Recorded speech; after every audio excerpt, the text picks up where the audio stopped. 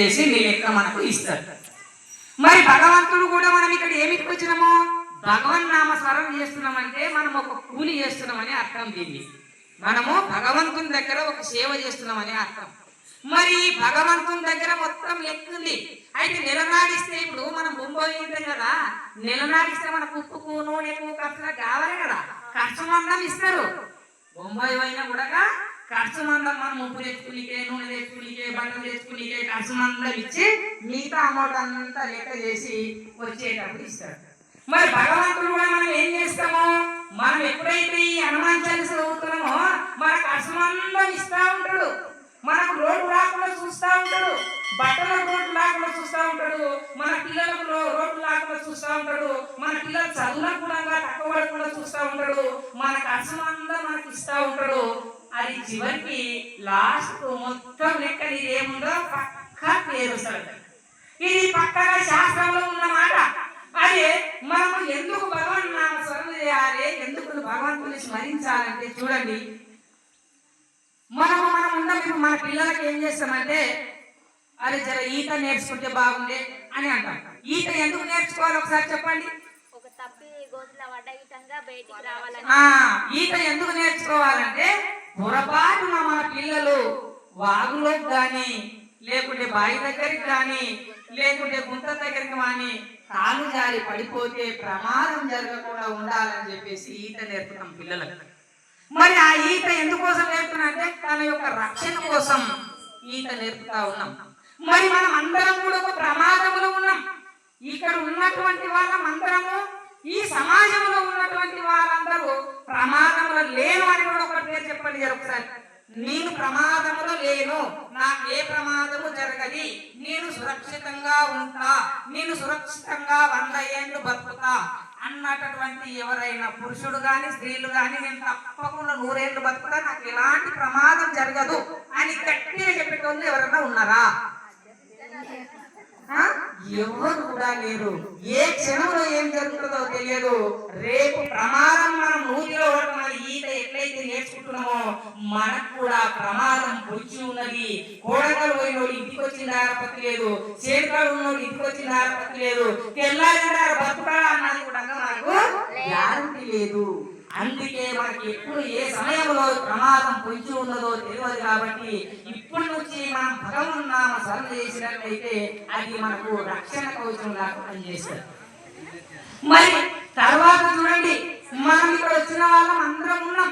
ఇప్పుడు చూడండి భగవంతుని ఇప్పుడు అంజనేయునికి అంత బలం ఎక్కడి నుంచి వచ్చింది ఒకసారి చెప్పండి. హనుమంతుడికి అంత బలం ఎక్కడి నుంచి వచ్చింది? అంత బలం అంటే 7 సముద్రాలు ఎగిరిపోయేటంత బలం, ఆ యొక్క పర్వతాన్ని పైకెత్తేటటువంటి బలం, తర్వాత అతని అటువంటి ఆ బలము ఆయనకి ఎక్కడి నుంచి వచ్చింది ఒక్కసారి చెప్పండి. శ్రీరామ శ్రీరామ శ్రీరామ అని భగవన్నామ స్మరణం చేయడం వల్ల అంత శక్తి వచ్చింది. అంటే రామనామానికి 7 సముద్రాలు దాటి శక్తి ఉంది, ఆ పర్వతానికి శక్తి ఉంది, తర్వాత ఏమనుకుంటే అది శక్తి. ఇప్పుడు మన హనుమాన్ చాలీసా చదివిన ఆయన యొక్క శక్తిని వర్ణించినాం.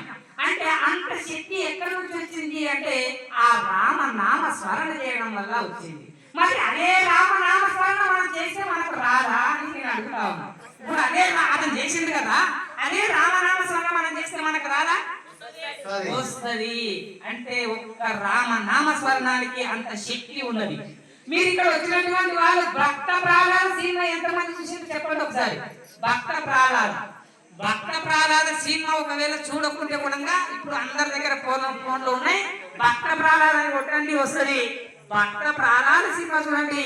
దాంట్లో భక్త ప్రహ్లాదునికి ఎటువంటి శక్తి ఉన్నది అంటే ఆయనని తీసుకుపోయి పాములతో కనిపించినా ఏం కాదు, నిప్పులు వేసినా ఏం కాదు, పర్వతం మీద తోసేసినా ఏం కాదు, కట్టులతో నరికినా ఏం కాదు. మరి ఏం చేసినా ఏం కాదు కదా. మరి ఆ శక్తి అతనికి ఎక్కడి నుంచి వచ్చింది ఒకసారి చెప్పండి. నారాయణ మంత్రం, అష్టాక్షరి నారాయణ మంత్రము అతను ఏం చేసిందంటే ఆ నిరంతరము ఆ నారాయణ మంత్రం చేయడం వల్ల అతని చెట్టు ఏం చేయలేదు, పుట్ట ఏం చేయలేదు, ఎగుడు ఏం చేయి, పాములు ఏం చేయి, ఏమి కూడా ఏం చేయలేనటువంటి శక్తి ఆ నారాయణ మంత్రం ద్వారా ఉన్నది. మరి మనం తిన్నాం, పొద్దుగా లేచి స్నానం చేసి నారాయణ నారాయణ అంటే మనలో కూడా ఆ శక్తి మనలో ఎనర్జీ వస్తుంది కదా. మరి ఇన్ని మాత్రం మనతో పెట్టుకొని, ఇన్ని టాలెంట్ మనతో పెట్టుకొని గప్పుగా కూర్చొని తిని ముద్దుగా పడుకొని ఆ సీరియల్ వస్తాయి కదా, ఆ సీరియల్లో చూసుకుంటా టైం వేస్ట్ చేసుకుంటా మన లోపల ఒక శక్తిని సంపాదించుకోవాలి, మన లోపల ఒక చైతన్యాన్ని సంపాదించుకోవాలి. నీకు చదువు నారాయణ ఓం నమో నారాయణ అనడానికి చదువు అవసరమా? ఓం నమ శివాయ అనడానికి చదువు అవసరమా? శ్రీరామ జయ రామ జయ జయ రామ అనడానికి చదువు అవసరమా? చదువు కూడా దానితో నిమిత్తం లేదు. మనము నోటి కపిష్యం చేసుకొని నిరంతరము ఆ నామస్మరణ చేస్తా ఉంటే మనకు తప్పకుండా ఆ శక్తి మన లోపల ప్రతి ఒక్కరికి వస్తుంది.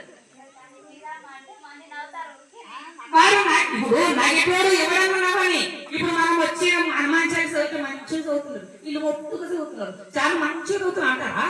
ఈ కొడుకులకి ఎక్కడ పని లేదు, ఆడ పోయి కూర్చొని అన్ని గప్పలు కొడుతున్నారు అంటారు, రచ్చకట్టల మీద కూర్చొని కోటలు రాయటం అంటారు, తీరుతారు. వాళ్ళు ఏమంటే మనకి ఏమైతుంది? వాళ్ళు ఏమన్నానని మన పద్ధతి మనది, మన పట్టు మనది. చూడండి, నా గొప్పల కోసం చెప్పడం లేదు, కొన్ని విషయాలు నా వద్ద ఉన్నటువంటి రహస్యాలు మీకు చెప్తా. మేము ప్రతిరోజు 4 గంటలకు నిద్రలేసి లక్ష్మీ నరసింహస్వామి టెంపుల్లో ప్రతిరోజు 4 గంటలకు నిద్రలేసి 5 గంటలకు విష్ణు సహస్రనామం చదువుతాం. ఆ విష్ణు సహస్రనామం 8 సంవత్సరాల నుండి ఒక్క రోజు గ్యాప్ లేకుండా చదువుతాం.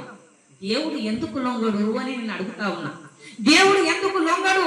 8 సంవత్సరాల నుండి ఒక్క రోజు గ్యాప్ అనేది లేకుండా ప్రతి నిత్యం ఆ భగవన్నామస్మరణ, ఆ యొక్క విష్ణు సహస్రనామం చదివినప్పుడు తప్పకుండా భగవంతుడు కరుణిస్తాడు. ఆ భగవంతుడు కరుణించినందుకే ఈ రోజు ఈ మాటలు, ఈ పలుకులు ఈ నోటి నుంచి వస్తా ఉన్నాయి. భగవంతుడు కడుపులో ఉన్నాడు కాబట్టి స్పష్టంగా మాట్లాడగలుగుతున్నాం. కానీ ఇది మన మాట కాదు.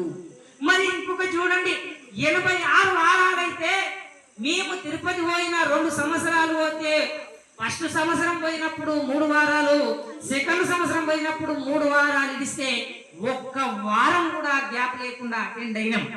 మరి అంత పద్ధతిగా అంత పకడ్బందీగా చేసినప్పుడు ఆ ఆంజనేయ స్వామి మనకు ఎందుకు మన మాట కనికరించడు, మనకు ఆ శక్తిని ఎట్లా ఇవ్వడు అని నేను అడుగుతా ఉన్నా. మన లోపల పట్టుదల ఉంటే, మన లోపల కసి ఉంటే భగవంతుడు తప్పకుండా దిగొస్తాడు, భగవంతుడు తప్పకుండా లొంగుతాడు.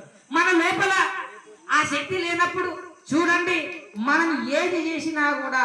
ఇంకొకటి చూడండి, ఎక్కడ లక్ష్మీపల్లి, ఎక్కడ తిరుపతి, ఇది ఆషామాషి మాటన 16 రోజుల పాటు కాళ్ళకు చెప్పులు లేకుండా నెత్తి మీద ఎండ కొడితే 16 రోజులు కఠోరమైనటువంటి దీక్షతో మన గ్రామం, మన ఇతరత్ర గ్రామాలకు వెళ్ళి 30 మంది ఆ తిరుపతి 7 కొండలు ఎక్కిందంటే ఇది ఆషామాషి మాటన. భగవంతుడు వాళ్ళలో నిలిస్తే తప్ప, భగవంతుడు వాళ్ళ శరీరంలో దూరితే తప్ప, భగవంతుడు ఆశీర్వాదం ఉంటే తప్ప అది సాధ్యమయ్యే మాట కాదు. భగవంతుని ఆశీర్వాదం వాళ్ళ మీద ఉంది కాబట్టి అటువంటి పని చేయగలుగుతారు. భగవంతుని అనుగ్రహం ఉన్నవాడు మాత్రమే ఆ పనిని చేయగలుగుతాడు, ఆ పనిని నిర్వర్తించగలుగుతాడు. అటువంటి శక్తి మన లోపల ప్రతి ఒక్కరిలో ఉంది, ప్రతి పిల్లలో ఉంది. ఈ రోజు ఈ పాప ఈ రోజు నుండి హనుమాన్ చాలీసా చదువుతూ నారాయణ మంత్రాన్ని జపిస్తూ ఓం నమః శివాయ అంటూ ఆ విధంగా సాధన చేస్తూ పోతే మీ ఏజ్ వచ్చే వరకు ఇక్కడ వచ్చిన పామ హాగు అంటే అన్నీ ఆగాలి, గాలి. ఆ రోజు నారాయణుడు ఎవరు మన గాలి ఆగమంటే గాలి ఆగుతుంది. ఇప్పుడు ఈ సాధన చేసినోడు కోవింటి నడుచుకుంటా పోతా ఉంటే ఆ శక్తి, అపారమైనటువంటి శక్తి మనిషి లోపల వచ్చినప్పుడు అరే కొంచెం నీడైంటే బాగుండే అంటే తెప్పలు అడ్డం వస్తాయి. వాన పడతా ఉంటే వాన ఆగింటే బాగుండేలా అంటే చుట్టూ వానపడి ఆ ప్రాంతంలో వానపడది. అటువంటి శక్తి ప్రతి వ్యక్తికి వస్తుంది, ప్రతి మనిషికి వస్తుంది. మనం చేసేటటువంటి సాధనలో ఉన్నది. మరి ఆ సాధనని మనం ఎప్పటి నుంచి మొదలు పెట్టాలి? ఈ రోజు నుంచే మొదలు పెట్టాలి.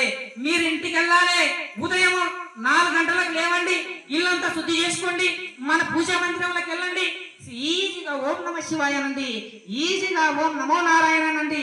మీకు ఏ మంత్రం నచ్చితే ఆ మంత్రాన్ని మీరు పఠన చేయండి. తప్పకుండా మీలో మార్పు వస్తుంది, మీలో శక్తి వస్తుంది, మీ పిల్లల్లో మార్పు వస్తుంది, మనిషి ప్రతి ఒక్కరిలో మార్పు వస్తుంది. ఇది దైవ వాక్కుగా మీరు భావిస్తారని ఈ రోజు ఈ సభాముఖంగా ఈ చిన్న అవకాశాన్ని మీరు నాకు కల్పించినందుకు మీ అందరికీ కూడా కృతజ్ఞతలు తెలియజేస్తూ సెలవు తీసుకుంటున్నాను. జై శ్రీమన్నారాయణ. జై శ్రీమన్నారాయణ.